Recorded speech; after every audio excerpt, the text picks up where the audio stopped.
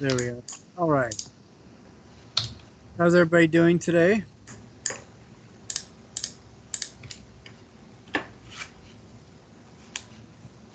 Pretty good.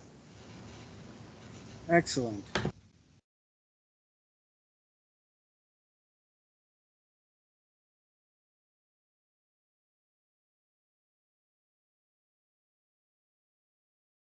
All righty. Today we're going to talk about the quiz. We're going to go over that. And then we are also going to uh, turn the time over for a short while for the people that volunteered to do or to apply the tools of artistic critique. And then we're going to talk briefly about next week. All righty. Let's see. I am going to share my screen so that we see the quiz.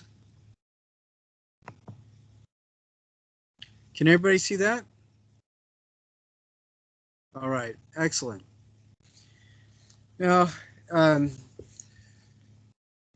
with the number of people here, everybody will probably need to give 2 adjectives, but we'll do this as we take attendance as well.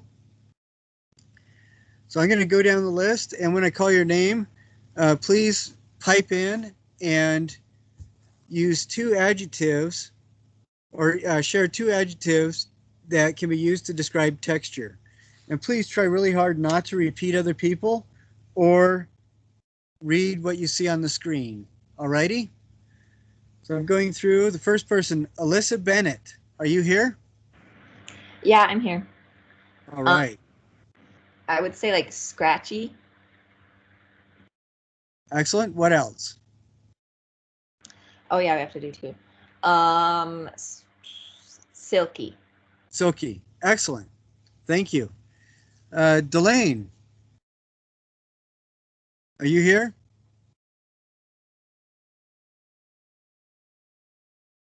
All righty. James. Are you here?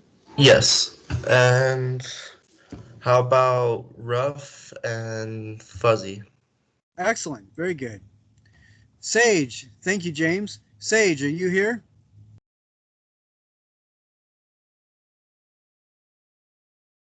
All righty. How about Hazel? I'm here. All right. About slick and bumpy, is that said? Bumpy's on the list already. Oh,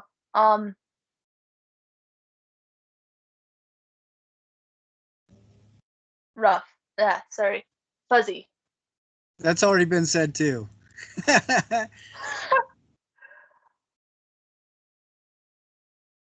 about think of synonyms? What's a synonym for fuzzy? Furry. That's on the list. I'm trying not to look at the list. I know it's hard, isn't it? Once you see those, you can't get them out of your head. What other textures can you think of? Let's see. All right, let's go with it. Okay, thank you. How about Hayden? I'm here. Let's go with gelled and did we say hairy yet? No, I don't think so. Fuzzy and furry, but not hairy. All right, excellent. How about Emily? Are you here? Yeah, I'm here. I would say oily and tacky. Ooh, very nice. That just reminds me every day when I woke up to wash my face in 7th grade. Excellent choice. All right, Amri, are you here? How about Brinley? Yeah, I'm here. Grainy. Has that one been said yet?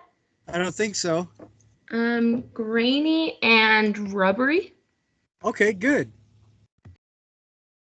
All right, Cassidy. Are you here? Okay, how about Kayana?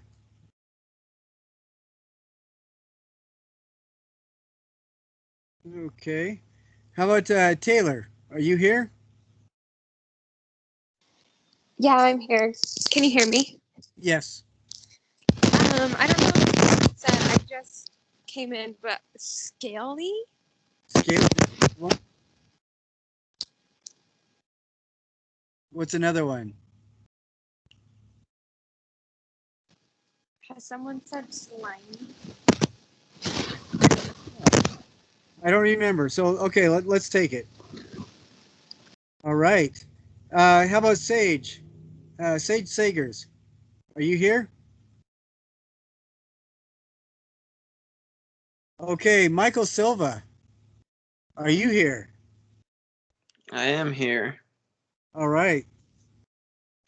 Well, I was a couple minutes late though. Are we just naming Just- textures? Yeah, two textures that you didn't hear somebody else say. Did someone say gritty? No. All right. And did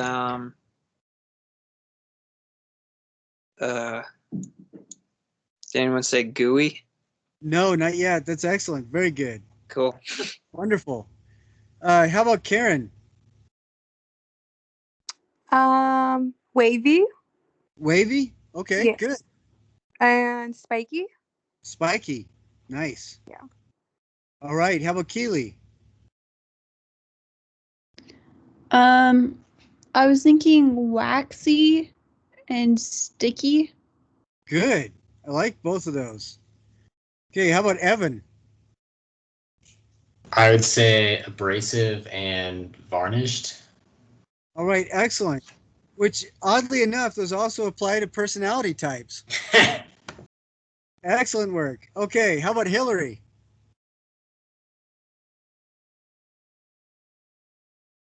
Hillary, are you here? Okay. All right, folks, the first code word is carbuncle. Yes, that's a real word. All righty. But I think that's great. As you go through and answer this, just list 12 adjectives that are not already listed in those 4 examples. And I think, yeah, the first few are kind of hard because you're constantly thinking about those examples. But after a little bit, we were able to come up with quite a few that were not listed at all. So very nice. Okay, now I think last night we talked a little bit about hierarchy of art and art media and stuff like that in the West and in the East. This kind of reminds me of that a little bit. There's a traditional material used for casting a final product that is also considered like one of the highfalutin finished products for sculpting. Do you guys know what this is? This material? Think of high-end sculpture. Anytime that there's a monument in a park or something, it's going to be, if it's cast, it's usually going to be cast in this material. Is it bronze? Yes, absolutely. That's right. Historically, bronze has been used as like the ultimate sculptor's medium. So yes, very good. I don't think it is, but that's a lot of the times in the art world, that's how it's perceived. And a lot of the times people don't even voice it, but there is a certain acceptance of you as a sculptor if your stuff is cast in bronze. Everybody assumes you've made it. Kind of like people finding out you wrote a book. All right, now question number 3. In many cases, artificial lighting has more control and is therefore more desirable for the artist. Is that true or false? I would agree. I think in most of the time in museums and stuff, it's all artificial lighting, and that's something that you can count on. So yeah. Well, I think natural light is prettier. I think you're right on both cases. When we are setting up an exhibit or something like that, as an artist, you want people to see your stuff in the best possible way, and having control over that artificial light is really important. I think that Monet would agree with you too that natural light is a lot more beautiful. But if we want consistency of experience with our audience, it seems like artificial lighting is about the best way to go. The other thing I've noticed is that natural light, with all the other radiations in it, can really do long-term damage to things. And artificial lighting can also do that, but it's a much slower rate. So yeah, I think in this case, it's not always most desirable for stained glass. I think natural light is the best for a lot of paintings. They think they're really seen best with natural light, but for control over how we want people to see our stuff, I think you're right as well. Artificial lighting is the way to go. Okay, now, question number 4, is casting a simple and direct process?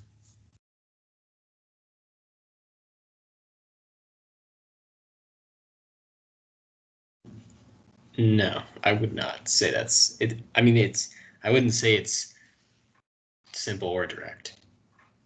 I think you're absolutely right. I mean, it is easy to write down the steps. It is a pain in the neck to do the process. There are so many things you have to take into account, least of which is when most materials go from fluid to solid states, they lose volume. And you have to take that into account, especially if you're casting a metal, because that can screw up everything. So yeah, it is not, the list of steps is pretty simple, but the process is not simple and it is not direct. So yes, the answer to that is false. All right, number 5, visual texture can only be seen with the eyes. Is that true or false? You can't use any other part of your body to see. Yeah, this is kind of a trick question though. You can feel texture. Right, and you can feel texture that you see. Is it? Yeah. So, well, is visual texture, is that just pertaining to ones that have been like achieved like man-made, or is that any texture that you can see? In the textbook, it talks about 2 primary types of texture, visual and physical or tactile. And the reality is the great majority of tactile textures are things that also will cast shadow and cast highlights. And so we see them also.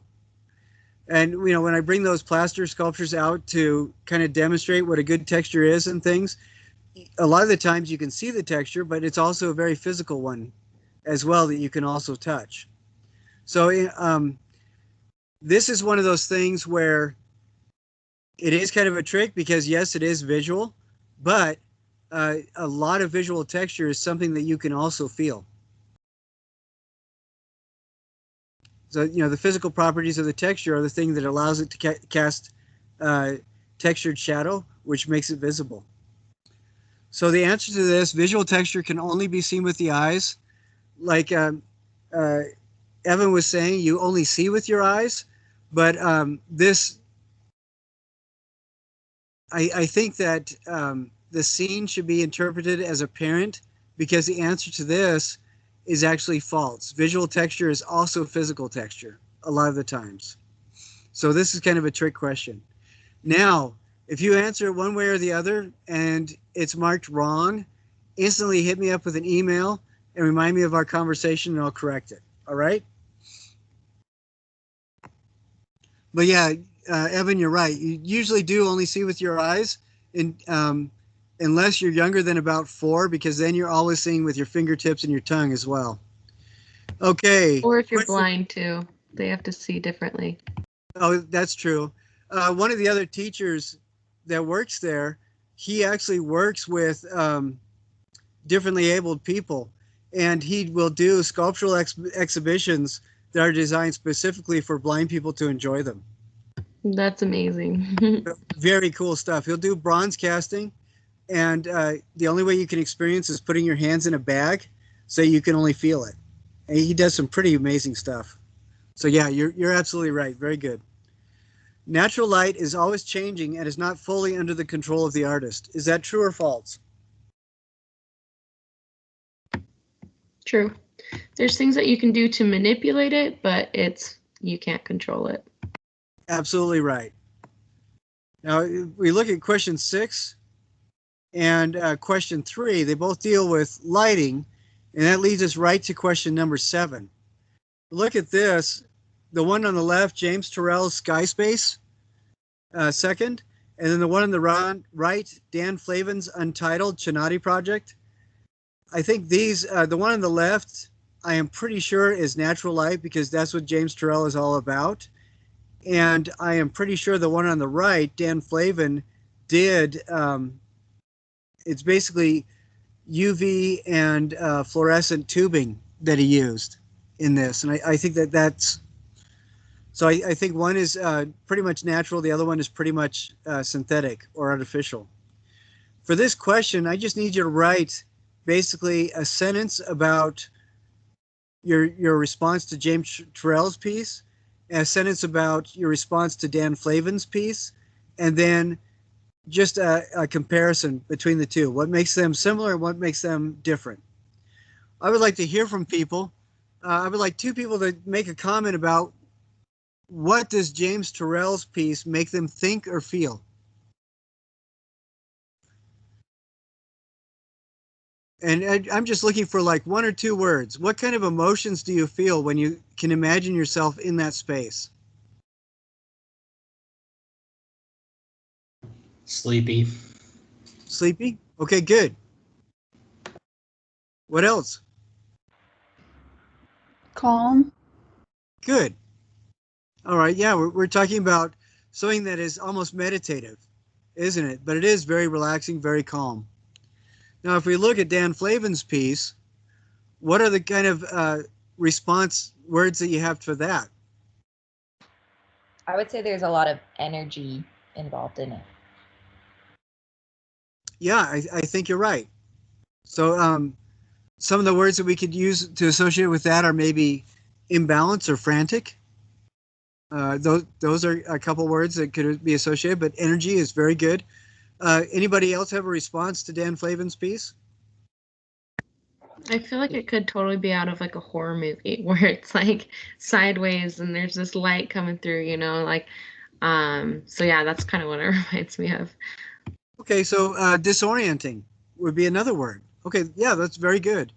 Now, if we contrast these two, the one on the right, there's a lot of angles to it, and they're not like the most stable angles. I think some of the more stable angles are 30, 45, and 60, and they're just a little bit off.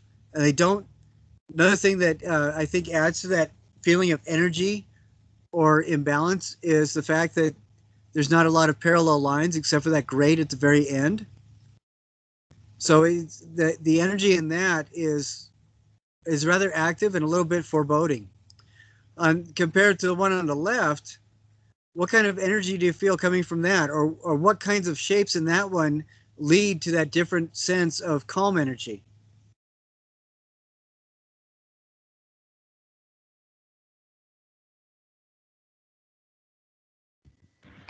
Well, I think the theme of nature and like you can just picture yourself like laying on the grass, looking up at the clouds, and also I think the circular form of it just has like rounded edges, which just feels a little bit more peaceful than a more geometric angles.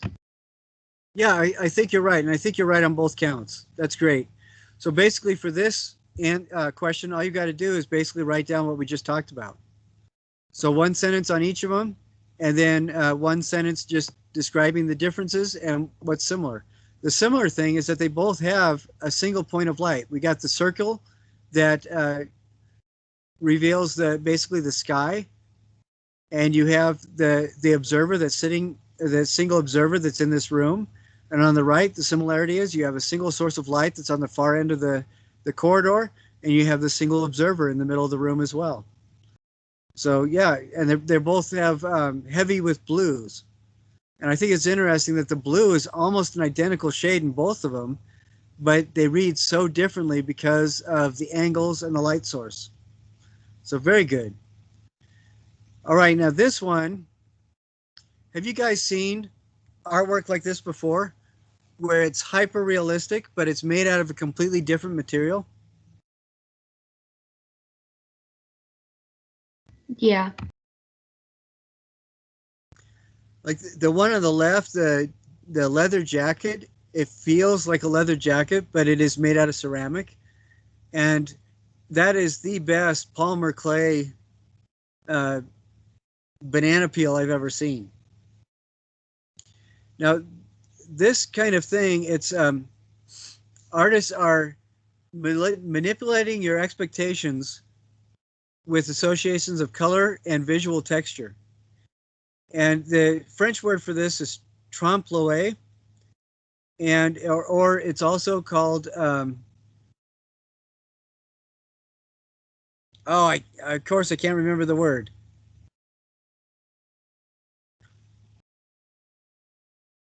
Hyper realistic. There's a specific word that is basically the English translation of trompe-l'oeil, but it is in your textbook. Oh, fool of the eye. That's what it is. That's the phrase that these things are referred to specifically, because it's hyper real, but it's made with completely different materials. There's a local artist who teaches at BYU. His name is Brian Christensen, and he does a lot of stuff like this, but with ceramics. And he'll make like perfectly visually accurate flip-flops. And when I put them on display last year at the museum in West Valley, the curator came up behind me and wanted to straighten things out and was shocked that they were made out of ceramic instead of the worn rubber flip-flop, because that's exactly what they look like. But yeah, if you can't spell trompe-l'oeil, look it up in the book, or the other answer is fool of the eye. And when I go through and grade this, if you don't spell it quite right, that's fine. You'll still get credit because you'll know what you're talking about. But I think this is really interesting. And we saw some examples of other stuff like this earlier this semester as well. Okay, now this is a really good question. I'd like you guys to read that for just a second.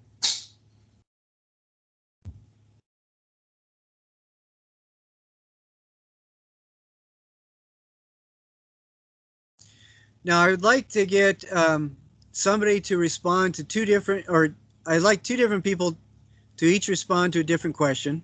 The first question is, can you give me an example of this today? A definition of beauty that we accept as culturally appropriate today. And then also, I would like somebody else to talk about an example of this from another time or another culture, where this culture of people in North America may not really see or appreciate what another culture or historical setting considered beauty at a different time.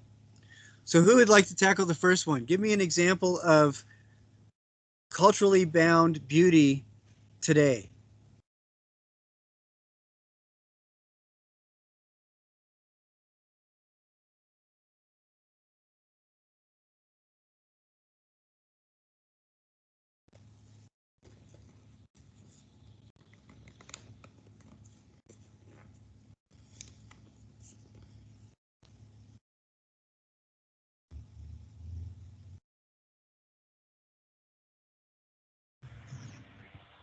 The one thing I'm kind of thinking of is in American Indian culture, kind of like the turquoise is such a valuable stone, and they use it in like everything that they put jewelry in and all that kind of stuff. And other cultures, like, we don't see the value as heavily as they do in that.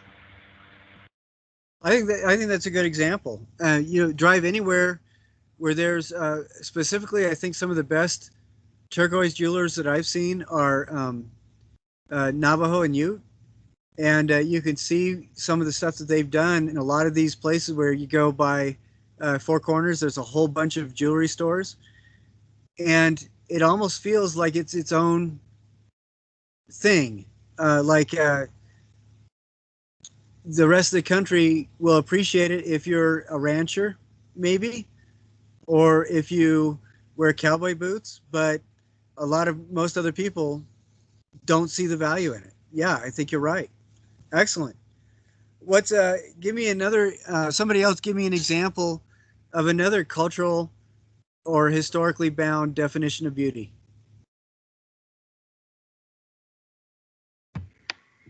Well, I think there's like multiple different things, like not even just art, like there's just different interpretations of beauty in people as well. Like, some cultures think it's like prettier to be fair skinned, and some think it's prettier to be a little bit tanner and darker. But also like in art, there's a lot of different ones, and something that came to mind in my mind in art is maybe like tapestries. I feel like those are a little bit more popular in like Asia and things like that, and you don't see a lot of those in America. No, I think that those are both really good observations. One thing that I know I've mentioned before, it kind of is a little frustrating, is an assumption sometimes that our ancestors didn't draw or paint like we do because they were too dumb. When in reality, you look at all these different cultures and people recorded what was the most important. And so we get this canon of the human body, which we like to use, that is basically based in from the Renaissance. But in other cultures, even though they could do things very realistically, they used a different canon that was more reflective of the current spiritual traditions.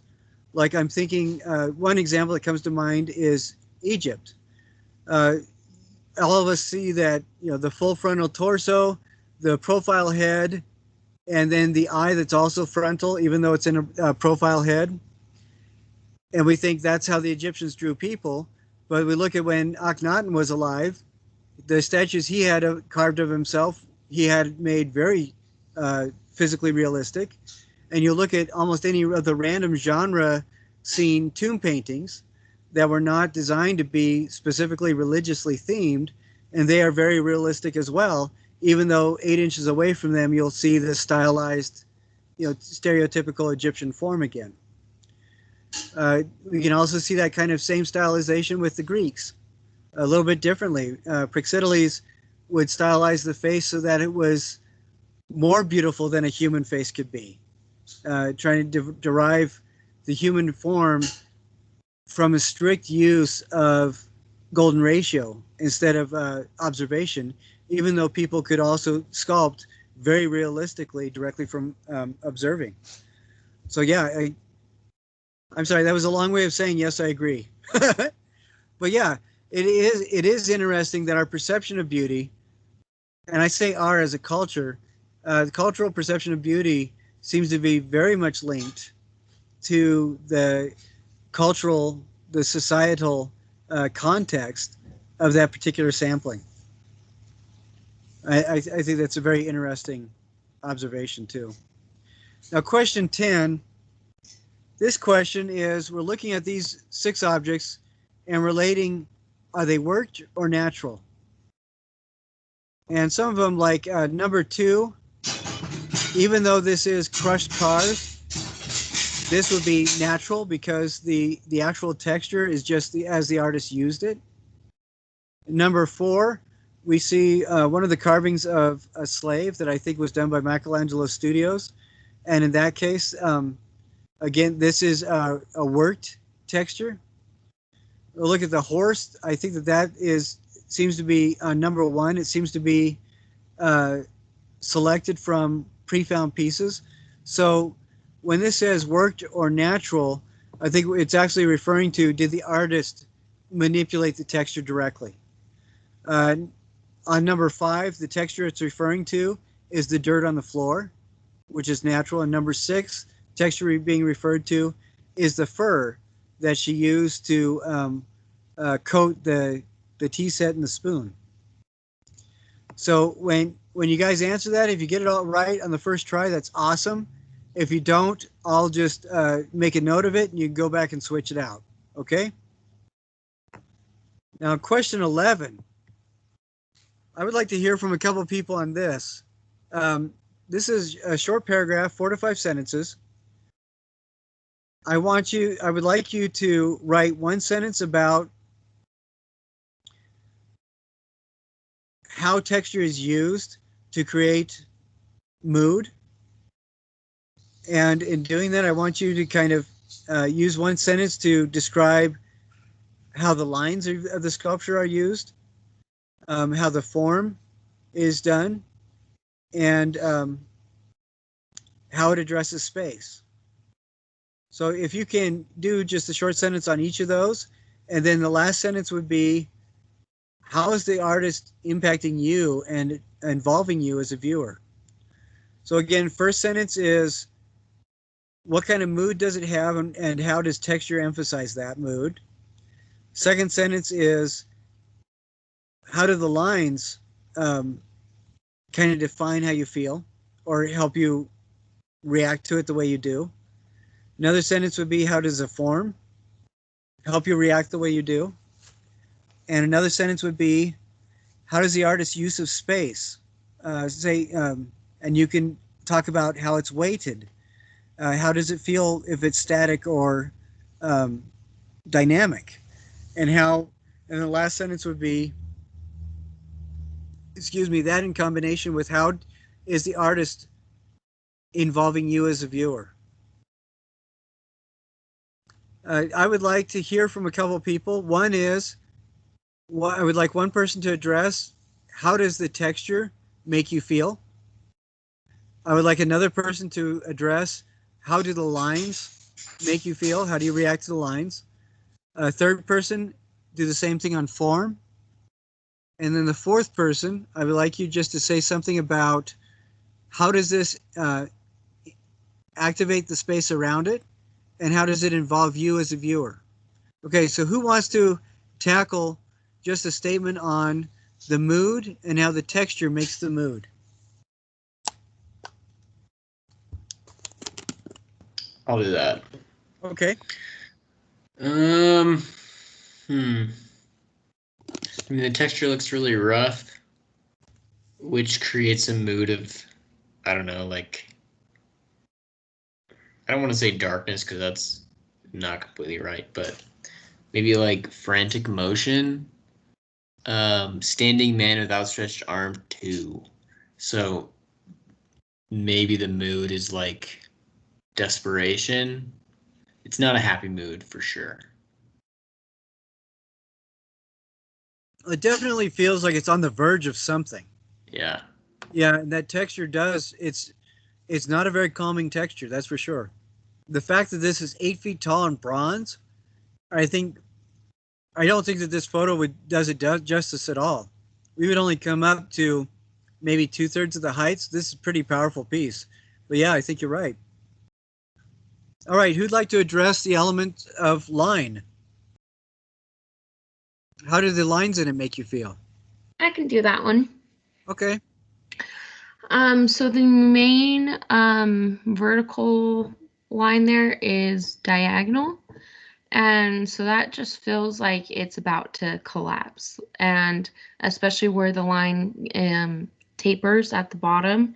Like if you think about gravity, that little stick is not going to hold up the rest of that. And so it just kind of puts you on edge, like it's about to fall over. How is that standing up on its own? But then the arm, I think it's interesting that that is parallel to the ground, like the arm is strong. And I can't quite make out what he's holding out. But I think that places emphasis on that is the only part that is strong, and like maybe that's his desire and his purpose, and that's what he doesn't want to change. So I don't know. No, I like that. Very good. Excellent. Who wants to address the idea of form? These first two comments have been very good. Thank you. Who wants to volunteer to address the idea of form?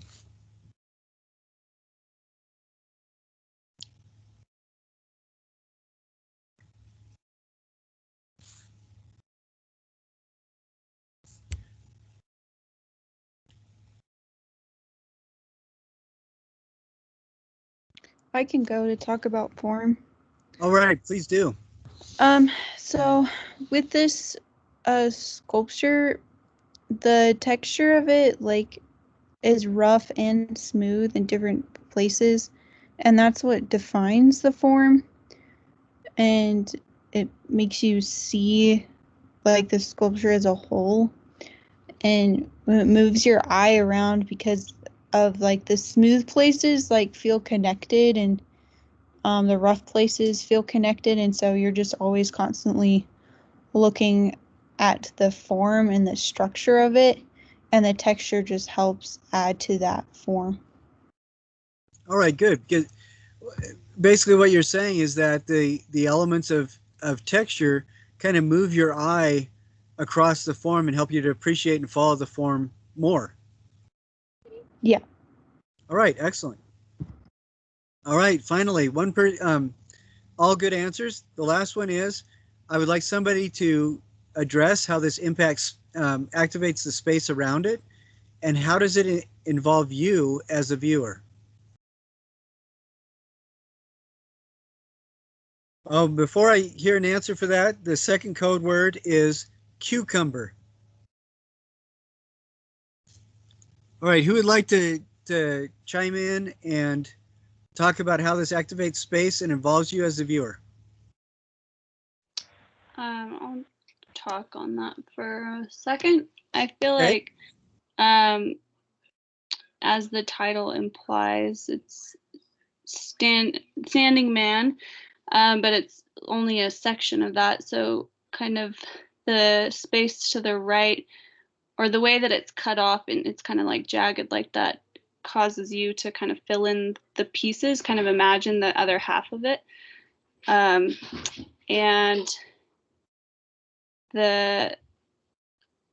yeah, I guess that's all I have to say. I think that's interesting. So how is this involving you as a viewer? It's forcing you to, you're saying it's forcing you to finish it off? Yeah, it's forcing you to kind of imagine what the other half of this is and picture whether it's like a mirror image of it or how the other half of it tells the rest of the story of the piece and what that might look like. I think that's a really interesting observation. And do you think that anybody else would see the other half the exact same way that you do? No, I don't think so. Yeah, I think that's fascinating because the artist, yeah, it feels like the artist is asking you to finish it off. Maybe that's applying meaning, maybe finishing the narrative, maybe constructing a narrative to explain it, maybe filling in more portions that apparently are missing. But I think it's going to be, that's an interesting thing because I would really think that no two people are going to be finishing it off in the same way at all. It'll be a unique conversation between the artist and the viewer for each and every viewer. So yeah, those are all really good observations. So that's basically what you need to write down for this answer. So excellent work. All right, now I'm going to, excuse me. Let's see. All right, we're going to turn that off. Now, I asked, so did anybody get here after I took roll? I did. Yeah. Yeah, I might have as well. Okay. First one, who's that? Sage Gurney. Okay. All right, I got you now. Who else? Hillary West. Keely Van Dyke came in. Okay, Keely and Hillary. All right, anybody else? Brinley. I don't know if you got me down. Yes, I got you down. Okay, thank you. All right, so, all right, good. Now, who volunteered to apply tools of artistic critique to something? I did, James. All right. Do you have the thing with you, or do we need to pull up a photo? I was gonna do one of mine. Okay, you have it with you that you can show it? All right, Yeah. excellent. Yeah, the structure. Okay. And all right, so to start, so for the description, so I've never seen this piece before. I don't even know how it's in my house, but it's somewhat is a form of like a dome piece, similar to like one of the artists I've seen from researching, and it uses wood skewers and like a form of like paper. It seems like a napkin of some sorts, and has hot glue keeping it all together. And for the interesting parts about this, I would say that there are many pieces where the skin does not cover, with the main part being this area, as you could see the inside of it, which has a triangular prism on the inside. As for like these pieces as well. And I think the meaning of this that I get from it would be the meaning of comfort, as there's a protective piece around, say, this one prism. And for these prisms as well, there's like protective pieces on this side. And it just shows comfort as there's reinforcements around these prisms, at least in my opinion. And I overall believe this piece is successful in what it does for the assignment, as it uses many different pieces for structure and skin and keeps it all together, and has many repeating forms such as the triangle, with a big emphasis on this area, as not only is the opening from the skin not being there, but it also differs from the rest of the triangular pieces, as it's like a hexagonal form or prism in of itself. And yeah. All right. Why do you think the artist chose to use a napkin and skewers and hot glue? I don't know. I think this artist was pretty lazy or something, and used like everyday pieces. Okay. Or you could say that has something to do with comfort. A napkin is like nostalgic or homey type thing. I would think of the napkin as nostalgic, at least for me. Maybe I would not think it nostalgic. also is a form of comfort, at least personally, just because, at least, I don't know if everyone else does this, but every time my family, which we go out to eat a lot when I'm back home, we got like stuffed napkins all in the car. You find them like everywhere. So it just reminds me of home, just because we always have like several napkins everywhere because we always go out to eat. I think you're also using everyday objects. Mm-hmm. And the everyday objects kind of tie in with the things that we gather around ourselves, nesting or making a comfortable environment. I think that's a good one too. All right, excellent. Very well done. Thank you. Now, anybody else want to volunteer? Or anybody else volunteered to critique? I had one. All right, great. Do you have it with you, or do we need to pull up a photo? Yeah, I have it with me. Can you guys see?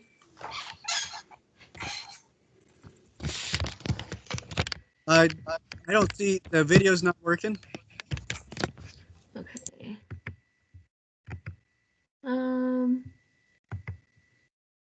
Sorry, one sec. Okay, there. Can you see me now? Yes. Very good. Okay. Sorry. Okay. So I'm gonna do one of my own pieces. I'm trying to figure out, I might need to put it on a different background so that you guys can see a little bit better. Yeah, one sec. Give me a second.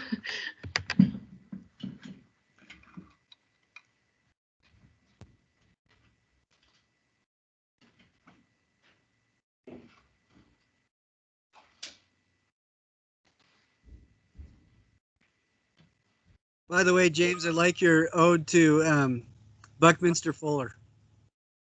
Yeah, actually when I started it, I was like thinking about that the whole time, if I was being honest. I just forgot his name. Little teeny guy with wings on his shoes. Oh yeah, I also was gonna do another artistic critique on someone else's as well. Okay, I'm thinking that after Brinley, we may not have time this time. Can we do that like next week in class or? Yeah, that's totally fine.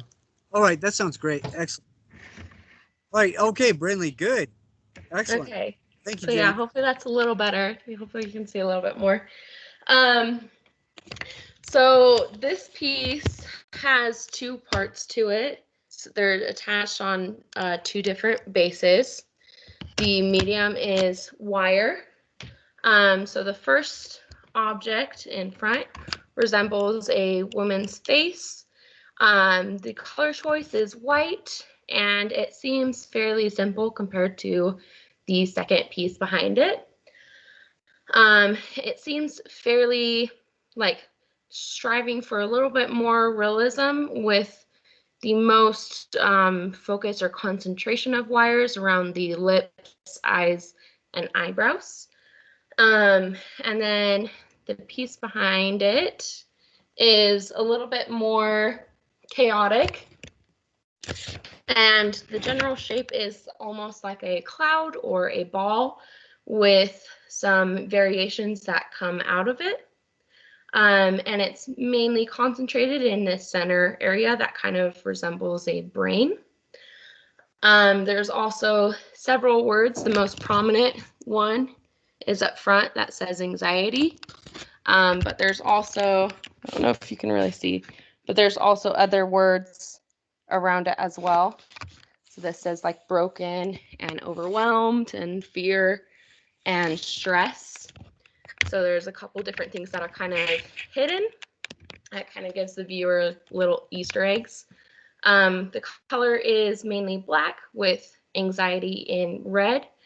So that kind of really places an emphasis on the word anxiety, and just the red filling is really bold, and just the whole piece feels a little bit overwhelming and chaotic. So I don't know, I have a hard time with the analyst part of it, but I think that this artist is trying to create a message about mental health. And I think it's interesting to see that this first piece is a little bit more calm, like you almost can't quite read her emotions. And this is a very overwhelming and looming presence. So I think that the artist is trying to convey that you may not always see what's going on inside of everyone's head. They may look calm and peaceful on the surface, but really they have a lot going on inside. And I think that the artist tried to convey the message very clearly, and even spelling out the word anxiety, and probably is from personal experience. So yeah, I don't know, is that good enough? I don't know what else to... Yeah, that's great. Okay. Oh, and the base is like a raw wood, like it's been exposed to the elements. I also kind of like that they are separate so that they can be their own pieces, or they can be used together to create kind of a deeper message. So yeah. All right, great. How about Judgment? Judgment, I do think it is successful just because everyone will be able to read that. I also think that it is fairly representative of what that feels like, and just very chaotic and just very looming. Like there's a lot of dark colors, and that like really kind of represents that dark space that can be created by that. So. All right, excellent. Well done. Nice job. Thanks. Hey, hand clap. Thanks. The third code word is cashew. Okay, we're going to go over for just a couple minutes. Thank you for that. I'm just going to be here for another couple minutes. Sorry to keep you guys a little bit longer than the time we're supposed to be, but I just wanted to mention those James and Brindley, you guys both did a great job. Next week, Tuesday and Thursday, I'd like to have people to do this again. And I'm also going to be sending out a video just talking about how to put your PowerPoint up on YouTube. Because I think what we're going to be doing for the PowerPoint presentations is just have you put your slideshow on YouTube with you narrating. So you aren't going to be on screen or anything. But that way you can put that up whenever you feel like it. You don't have to present it in class, and everybody else can enjoy it. All right? And I think that's all that I've got. Any other questions that you guys have? So the PowerPoints is just for those who didn't share in class, correct? Or is that for everyone? The PowerPoints is part of the research thing if you're doing the research instead of the service project. Okay. So, all righty. And I will, if you guys do have any questions, hit me up with an email or do a chat on this. But I really appreciate everybody's insights today and your activity. I thank you very much. and particularly James and Brinley for sharing those completely anonymous artist works that you've never seen before today until today. That was great. Thanks a lot. All right, you guys have a great weekend. Don't get arrested. Enjoy yourselves. Thank you. Thank you. Thank you.